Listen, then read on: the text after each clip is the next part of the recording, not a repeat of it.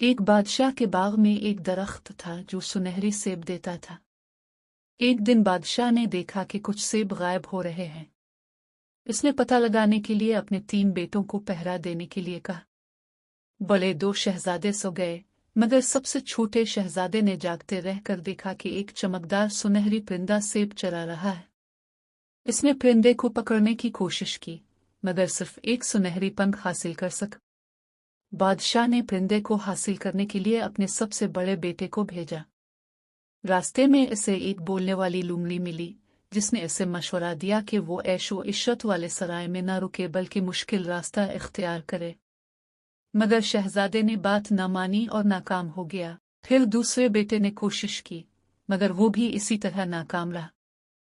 आखिर में सबसे छोटे शहजादे ने सफर किया और लूमड़ी की नसीहत मानी।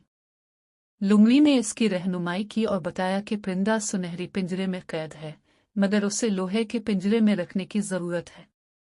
शहजादे ने गलती से सुनहरी पिंजरा उठा लिया, जिससे खतरे की घंटी बज गई और उसे गिरफ्तार कर लिया गया। रहा होने के लिए इसे कई मुश्किल काम दिए गए, जैसे कि एक सुनहरा घोड़ा और एक खूबसूरत शहजादी हासिल करना।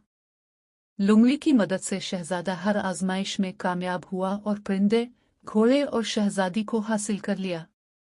वापसी पर इसके बड़े भाइयों ने धोखा दिया और उसे कुएं में धक्का दे दिया, मगर लूमड़ी ने इसे बचाया और वो वापस जाकर अपने वालिद के सामने सच जाहिर कर पाया।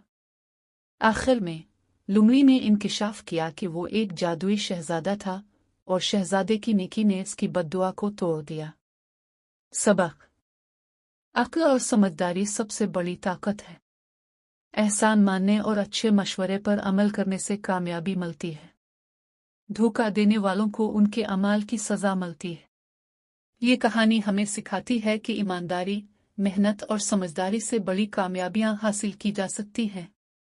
अगर आपको इस कहानी में मज़ीद तफसील या कोई तख्लीकी तब्दीली चाहिए तो ज़रूर बताएं।